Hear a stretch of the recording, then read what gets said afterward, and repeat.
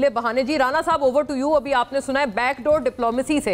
एक तो राना साहब, मैं आपसे बड़ा एक फेयर एंड स्क्वायर सवाल कर रही हूँ। आप चूंकि हमेशा एक फेयर बात करते हैं, लॉजिकल रैशनल की बात करते हैं, इसलिए आपसे ये अर्ज है, आप ये ना कहिएगा कि हम तो हमेशा मुज़ाकरात चाहते थे, PMLN तो कब से इन्हें बुला रही है, क्योंकि ये सवाल at the end of the day बनता है कि आप लोग ही इनकी बुराइयां गिनवाते हैं कि ये इतने ख़राब लोग हैं, फिर आप लोग ही कहते हैं हम इनके साथ मुज़ाकरात पे बैठने को पहले भी तैयार थे, आज भी तैयार हैं।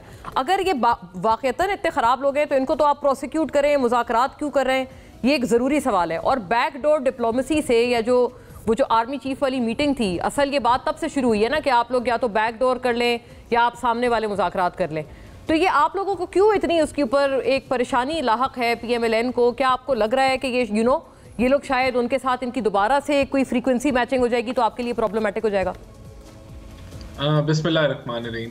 देखिए, इसमें तो कोई शक नहीं है। मुझे ये आपने कहा इसका मैं ना कहूँ, लेकिन हम तो हमेशा मुज़ाकरात की बात करते रहे और मिलके हम चलते रहे। चाहे वो PDM का दौर हो तो PTI अलग खड़ी थी, या अभी जो है वो हम लोग जो है वो charter of democracy, charter of economy की बात करते रहे। अपोजिशन लीडर जब शहबाज शरीफ साहब थे और फिर एपेक्स कमेटी में, फ्लोर ऑफ द हाउस में, तो यू टर्न किसने लिया और कब लिया? देखिए, यू टर्न तो PTI ने लिया और अपनी नफरत की और अपनी जो एक पोलराइजेशन की सियासत उनकी थी, और उन्होंने जो फाइनल कॉल दी, जो आखिरी कॉल थी जिसके अंदर डू और डाई था और खान साहब को रिहाई के बगैर निकलना नहीं था, जब वो फ्लॉप हो गई मुकम्मल तौर पे और कोई गोली नहीं चली, ये मैं आपको फिर रिपीट कर दूं कि रियासत ने ना गोलियां चुकी ना गोलियां चलाई, तो उसके बाद ये इन्होंने जब हर लिहाज से ये फेल हो गए, इन्होंने कहा जी हम तो अमेरिका की तरफ नहीं देख रहे, यहाँ अदालती निज़ाम में राना साहब, तो आप बेसिकली ये झुटला रहे हैं इनका क्लेम, जो ये कहते हैं हमारे 13 बंदे शहीद हुए हैं, तो फिर तो नहीं हुए होंगे ना शहीद। आप क्लियर फिर डिफाई कर रहे हैं,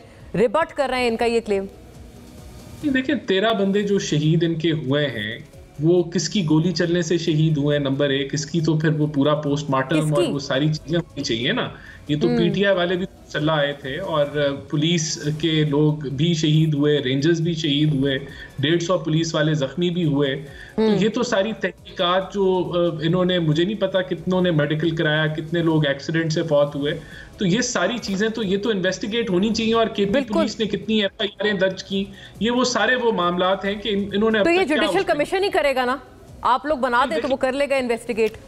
पहली बात तो ये कि क्या इन्होंने FIR कटवाई है उन 13 लोगों की, क्या उसके ऊपर कोई पहल हुई है, क्या कोई दरखास्तें दी हैं? ये सारे इन सब चीजों को हमें एनालाइज करना होगा तो हम इस नतीजे पे पहुंचेंगे ना।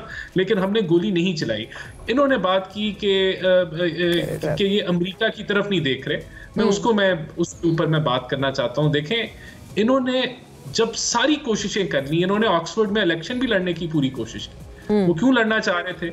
कि प्रेशर बिल्डअप हो, मुदाखलत हो इस मुल्क के अंदर। UK जो है वो ये हो कि जी ये UK का ऑक्सफोर्ड का वाइस चांसलर है, उसको जब वो भी हो गया, जब इन्होंने कांग्रेसमैन से खत लिखवाए, वहां ये कहते हैं हम अमेरिका की तरफ नहीं देख रहे, ये तो वहां जाके लम्हे लेटे हुए हैं कि जी ये किसी तरीके से जो है ये अमेरिका कोई मुदाखलत कर दे, कोई आवाज उठाए।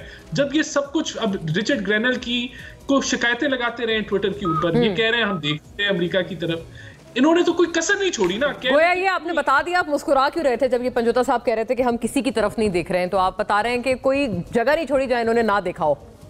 इन्होंने कोई जगह नहीं, कोई नुक्कर, कोई कॉर्नर, कोई इन्होंने काविश नहीं छोड़ी। और उसके बाद अब देखें, अब जो है अदालतें इंडिपेंडेंट थी, उन्होंने सजा सुना दी। अब ये कह रहे हैं कि हम किसी तरफ नहीं देख रहे। तो ये मैं आपकी जो अब देखें बात ये है कि हमने तो फिर भी वेलकम किया कि आपने जगह जगह की ठोकरें खा के आप मुज़ाकरात पे आए, आप पार्लियामेंट पे आए, उस पार्लियामेंट पे आए जिसको आप किसी सोचते ही नहीं थी कि इसकी कोई अहमियत है। आप उन लोगों के साथ मुज़ाकरात कर रहे हैं कि जिनको आप गाली गलोच और नेम कॉलिंग से हटते नहीं थे। हम फिर भी वेलकम करते हैं। नहीं तो आप लोग कह रहे हैं बैकडोर डिप्लोमेसी ना करें, तो उसको क्यों नहीं वेलकम करें? करने दें। अभी जैसे अभी गिलानी साहब ने कहा कि चले उनका हक है, उनको बयानिए को उनके तकलीफ पहुंचेगी ऐसा करने से, लेकिन वो उनको पहुंचेगी ना। Why are you so worried about it?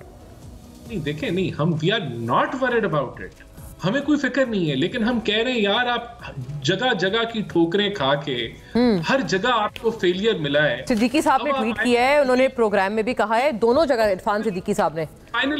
Finally आपको समझ आई है कि जमहूरियत का रास्ता है, आपने अपने सियासी हरीफों के साथ बैठना है। फिर आप जो है मुलाकात हो गई, आप उसको ऐसे प्रोपोगेट कर रहे हैं कि पता नहीं क्या हो गया। तो भाई आप अपने आप को पहले अपनी अलाइनमेंट तो करें कि आप करना क्या चाहते हैं। आप हर जगह से ठोकरें खा के फिर आप बैकडोर को देख रहे हैं, तो या आप उधर चले या आप इधर आ जाए। तो मतलब आप क्लियर कह रहे हैं कि अगर बैकडोर डिप्लोमेसी यानी कि एस्टैब्लिशमेंट से बातें करनी है तो ये मुज़ाकराती कमेटी को बंद कर दें। नहीं देखें, बात ये उन्होंने तो पहले से ही कह दिया कि हमने इनसे बात नहीं करनी। ये मिले तो है ना, नहीं मिले हैं, लेकिन देखें the message is absolutely clear. उन्होंने कहा हम सियासी चीजों में जो है वो मुदाखलत नहीं करेंगे और ये अपने काम, लेकिन ये हट ही नहीं रहे। उनको समझ ही नहीं आ रही कि रास्ता इधर से निकलना है, चश्मा यहीं से निकलना है। तो फिर भाई आप जो है वो उधर फोकस करें। तो मकसद सिर्फ इनकी रीअलाइनमेंट है कि आप सही राह पे आ जाएं, वरना फिर हम तो मतलब नो एंट्री में बज़ेद होकर जहां बताया गया है कि यहाँ रास्ता नहीं है, इधर नहीं जाना, अपने उस रास्ते से जाएं, यहाँ पर है अंडर कंस्ट्रक्शन, वहां पर बज़ेद होकर पीटीआई उसी दरवाजे को बार बार खटखटा रहे हैं।